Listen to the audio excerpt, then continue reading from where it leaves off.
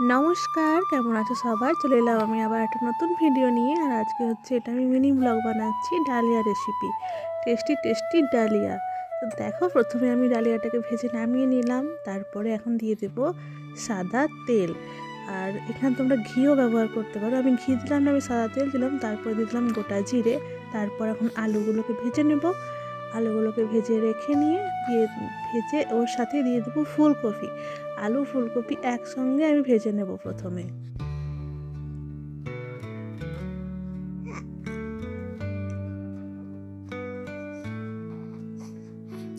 আলু ফুলকপি ভেজে আমি তুলে নেব একটা থালার মধ্যে।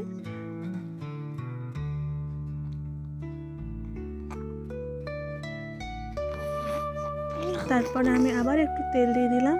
এইবারে দিয়ে দেবো পেঁয়াজ কুচি। পেঁয়াজটা একটু ভাজা ভাজা হয়ে গেলে দিয়ে দেবো টমেটো। তারপরে দিয়ে দেব লঙ্কা আর আদার কুচি। এইবারে দিয়ে হলো হলুদ গুঁড়ো, লঙ্কা গুঁড়ো আর নুন।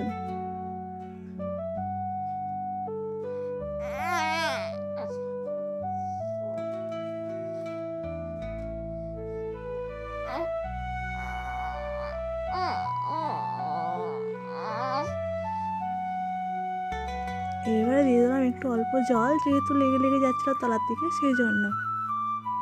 এইবারে দিয়ে দিলাম আলু ফুলকপি যেটা ভেজে রেখেছিলাম সেইটা। এইবারে দেখো, আমি ভেজে রাখা ডালিয়াটা দিয়ে দিলাম।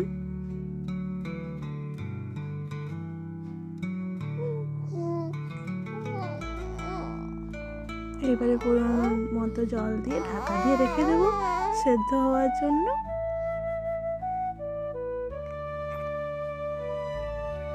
ফুটে এসেছে, এবার ঢাকাটা দিলাম। এই যে বেশ কিছুক্ষণ পরে চলে এলাম, ওই 10 থেকে 15 মিনিটের মধ্যে আমি চলে এসেছি। এসে দেখে নিলাম যে কতটা কি হয়েছে।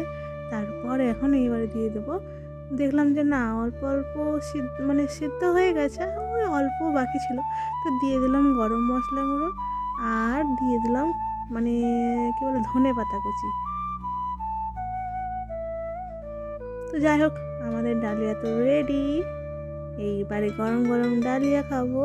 তো চলো, সবাই যদি ডালিয়া খেতে চাও চলে এসো। আজকের মতো আমি এখানে ভিডিওটা শেষ করছি। সবাই ভালো থেকো, সুস্থ থেকো, দেখা হবে কাল।